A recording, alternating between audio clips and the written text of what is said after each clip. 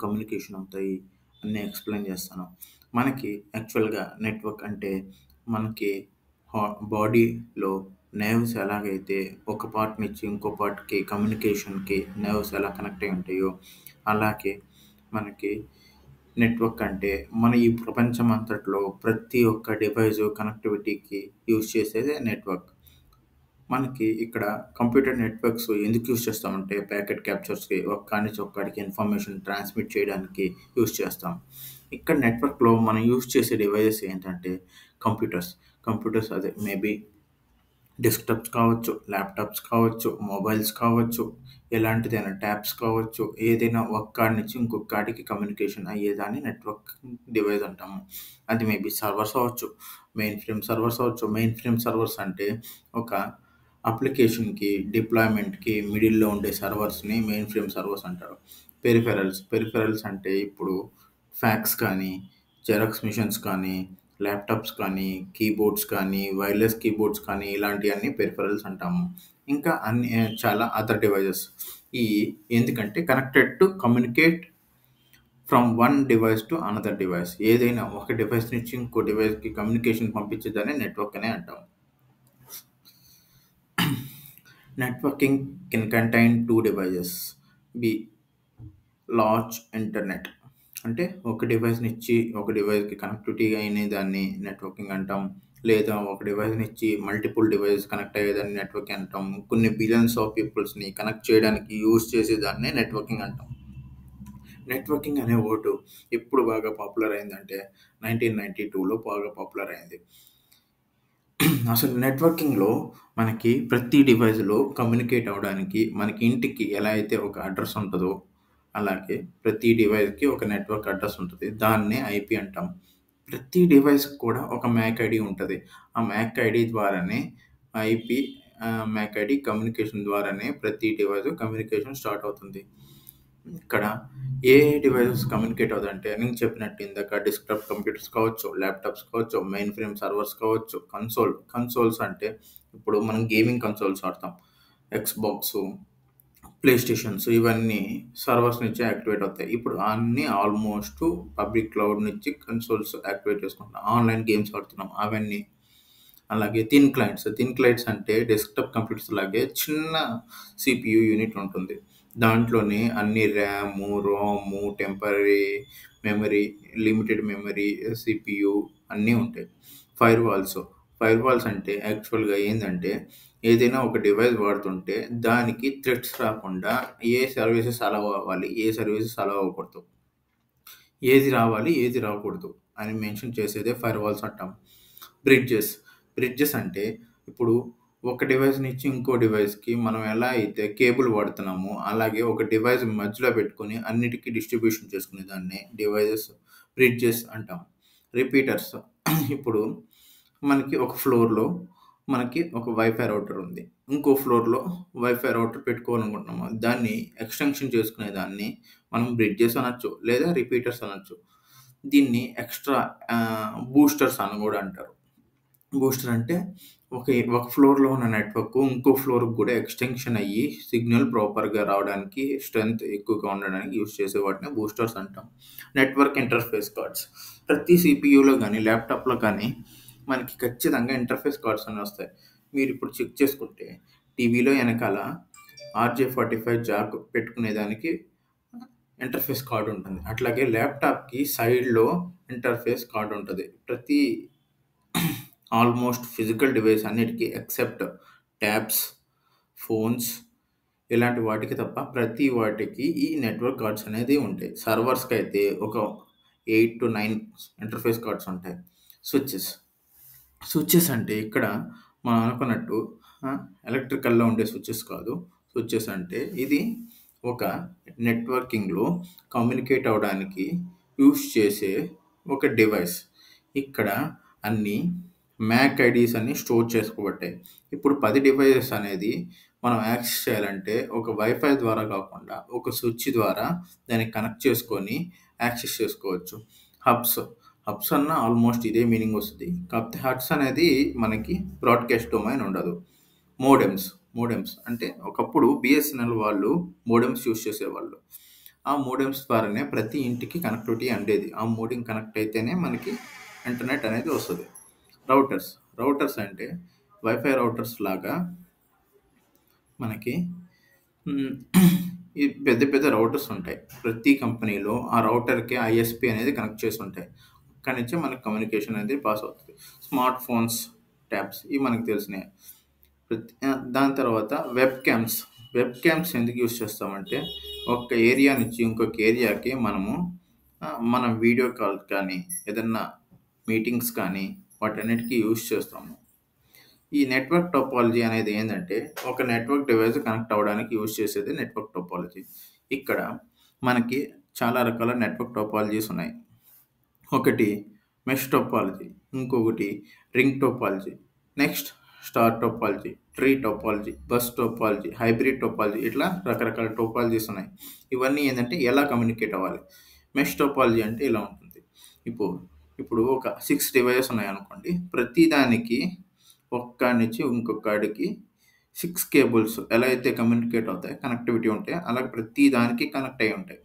In case ఒక cable cut అయినా ఇంకొక కేబుల్ నుంచి ఇన్ఫర్మేషన్ ట్రాన్స్‌మిట్ అవుతది. సపోజ్ ఈ కేబుల్ ఇక్కడ కనెక్ట్ అయిందనుకోండి. ఇక్కడి నుంచి ఇక్కడికి ఇన్ఫర్మేషన్ పోవాలంటే ఇటు పక్క నుంచి వెళ్ళలేకపోతే ఇటు పక్క నుంచి ఇలా వెళ్ళి రీచ్ అవుతుంది. దీన్నే మెష్ టోపాలజీ అంటారు. దీనివల్ల మనకి కేబుల్స్ ఎక్కువైపోతాయి. కాస్టింగ్ పెరిగిపోతుంది. సో, ఇది యూజ్ చేయడానికి కొంచెం డిఫికల్టీ ప్రాసెస్. రిడెండెన్సీ ఉన్నా గానీ మనకి కాస్ట్ ఎక్కువైపోతుంది. Ring topology. రింగ్ టోపాలజీ ఏందంటే ఒక డివైస్ నుంచి ఇంకో డివైస్‌కి ఓన్లీ 1 కేబుల్ ఉంటుంది. అక్కడి నుంచి కమ్యూనికేషన్ అనేది ట్రాన్స్‌మిట్ అవుతది. ఇన్ కేస్ ఇక్కడ ఏదైనా ఒక కేబుల్ డిస్కనెక్ట్ అయిపోతే ఇక్కడి నుంచి ఇక్కడికి కమ్యూనికేషన్ అవ్వాలంటే మొత్తము ఇలా ప్రతి డివైస్ నుంచి మూవ్ అయ్యి ఇక్కడికి రావాలి. దానివల్ల మనకి టైమ్ కన్జ్యూమ్ అనేది ఎక్కువవుతుంది.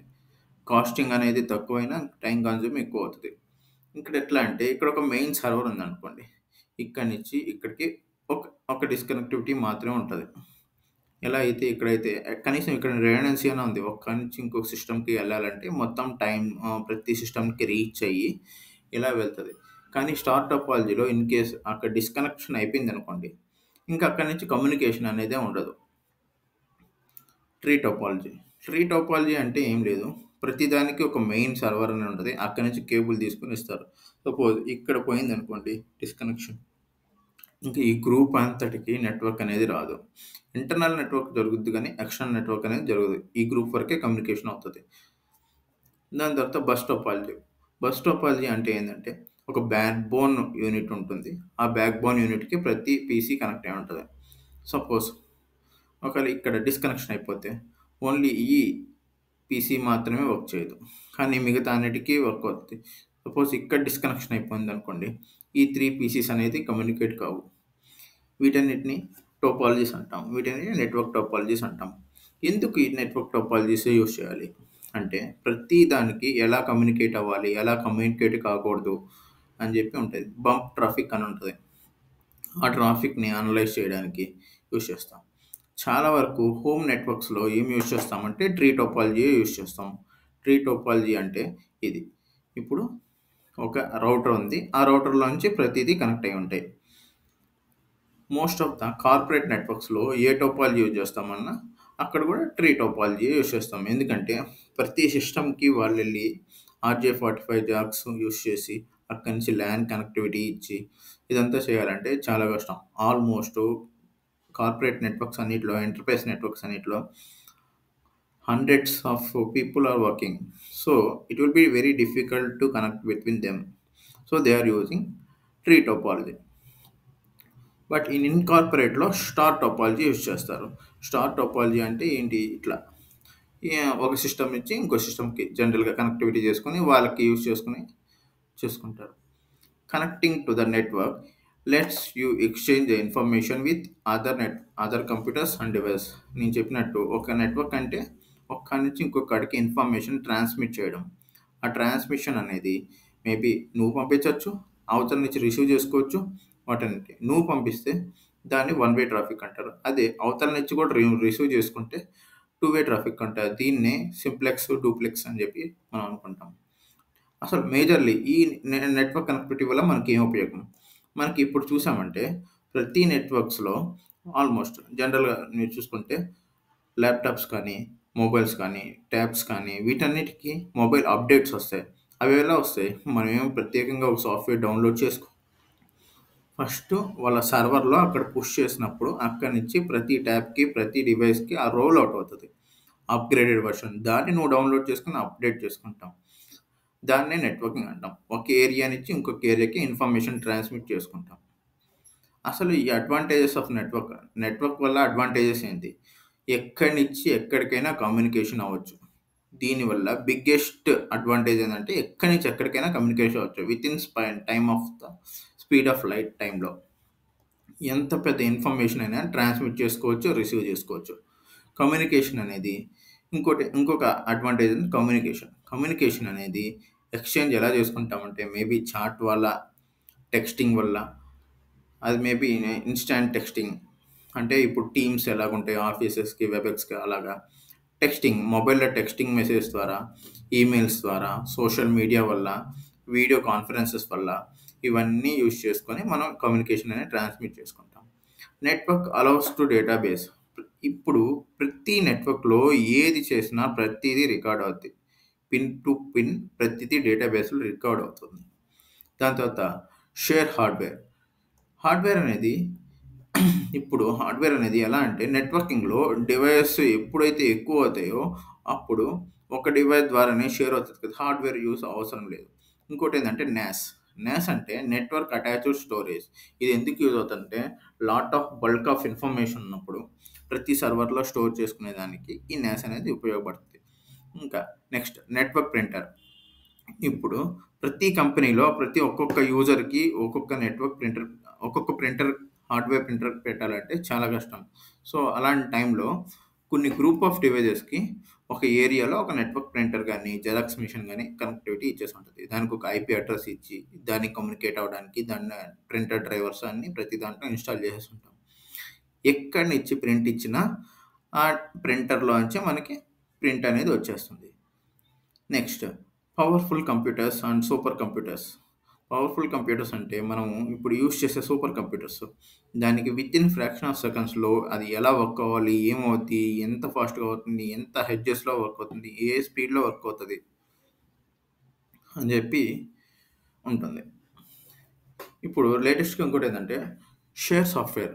ప్రతి సాఫ్ట్‌వేర్ ఇప్పుడు ఎట్లా ఉందంటే లైసెన్స్ కావాలి. ఆ లైసెన్స్ అనేది ఇప్పుడు ప్రతి కంపెనీలో 100 మంది ఉంటే 100 మందికి లైసెన్స్ కొనాలంటే చాలా కష్టం. సో, వాళ్ళేం చేస్తారంటే ఒక 10 లైసెన్స్ తీసుకుంటారు.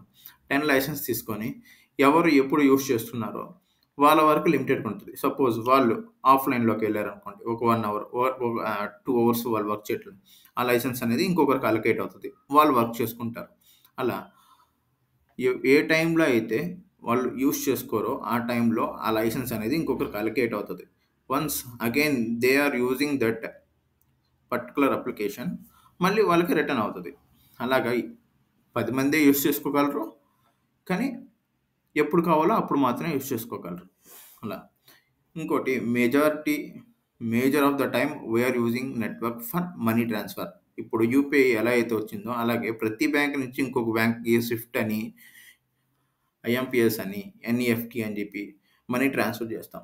ఇవన్నీ కావాలన్నా ఏటీఎమ్స్ కావాలన్నా వాటన్నిటికి యూజ్ చేసేది నెట్వర్కింగే. Disadvantages of network. నెట్వర్క్ వల్ల మనకి డిసడ్వాంటేజెస్ ఏంది? Virus and malware. Virus and malware అనేది ఎక్కడి నుంచైనా ఎవరైనా ఒక సింపుల్ కోడ్‌తో మన డివైస్‌లోకి అనేది ఎంటర్ చేయగలరు. దాన్నే వైరస్ అంటాం. అది మేబీ ఒక అప్లికేషన్ ద్వారా అవ్వచ్చు. ఒక ఫోటో వల్ల అవ్వచ్చు. ఒక వీడియో వల్ల అవ్వచ్చు. ఒక ఆహ్, సింపుల్ ఫైల్ వల్ల అవ్వచ్చు. వర్డ్ ఫైల్ వల్ల అవ్వచ్చు.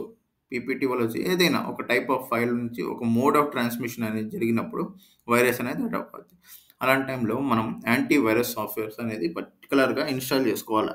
అది మొబైల్ అయినా, ల్యాప్‌టాప్స్ అయినా, ట్యాబ్స్ అయినా ప్రతి దాంట్లో ఒక యాంటీ వైరస్ అనేది ఇన్‌బిల్ట్‌గా ఇప్పుడే ఇస్తున్నారు. కానీ మనకంటే ఎక్స్‌ట్రా ప్రొటెక్టివ్ కోసం మనం ఇన్‌స్టాల్ చేసుకోవాలి. వల్నరబిలిటీస్. ఎప్పుడైతే ఒక నెట్వర్క్ క్రియేట్ అయిందో ఖచ్చితంగా దాన్ని స్పాయిల్ చేయడానికి ఒక వల్నరబిలిటీ అనేది ఉంటది. అది రిమోట్‌లీగా యూజ్ చేస్తున్నప్పుడు ఇంకా మేజర్ ఆఫ్ ద థింగ్ దాని ద్వారా యూజ్ అవుతుంది. సో, ఈ వల్నరబిలిటీస్ అనేది తగ్గించుకోవాలి. అలా తగ్గించుకోవాలంటే యాంటీవైరస్ ఇన్‌స్టాల్ చేసుకోవాలి. నెక్స్ట్ టాపిక్ ఏంటంటే what is the difference between public network and private network.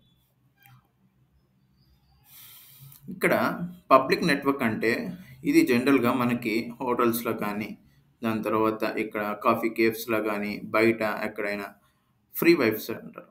వాటన్నిటిని పబ్లిక్ వైఫైస్ అంటారు. జస్ట్ మీకు వైర్‌లెస్ ద్వారా కనెక్ట్ అవ్వచ్చు. వాళ్ళు ఒక లాగిన్ పేజ్ ఇస్తారు. ఆ లాగిన్ పేజ్‌లో మీరు యూజర్ నేము, ఏదో ఓటీపీ అలా ఎంటర్ చేసుకొని కనెక్ట్ అయిపోవచ్చు. దీన్ని పబ్లిక్ నెట్వర్క్ అంటారు. ఈ పబ్లిక్ నెట్వర్క్స్ ఎలా అంటే వైఫై నేను చెప్పినట్టు పబ్లిక్ వైఫైస్. పాస్‌వర్డ్ ద్వారా కనెక్ట్ అవ్వచ్చు. అది కనెక్ట్ అవుతది. దానికంటూ ఒక లిమిట్ పెట్టుకోవచ్చు. వాళ్ళు ఇంత డేటా వరకే యూజ్ చేసుకోవచ్చు. ఈ టైం వరకే యూజ్ చేసుకోవచ్చు. ఇన్ని డేస్ వరకే కనెక్ట్ చేసుకోవచ్చు. అలా ప్రతి ఒక్కళ్ళకి డిఫరెంట్‌గా ఉంటాయి.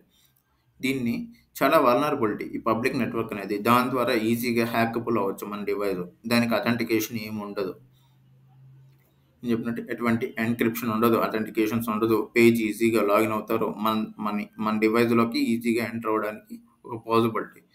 ఇప్పుడు ప్రైవేట్ నెట్వర్క్ అంటే ఇది రిస్ట్రిక్టెడ్. ఒక పర్టిక్యులర్ గ్రూప్ వరకే, ఒక పర్టిక్యులర్ ఆర్గనైజేషన్ వరకే యూజ్ చేసుకునేదానికి ఉంటుంది.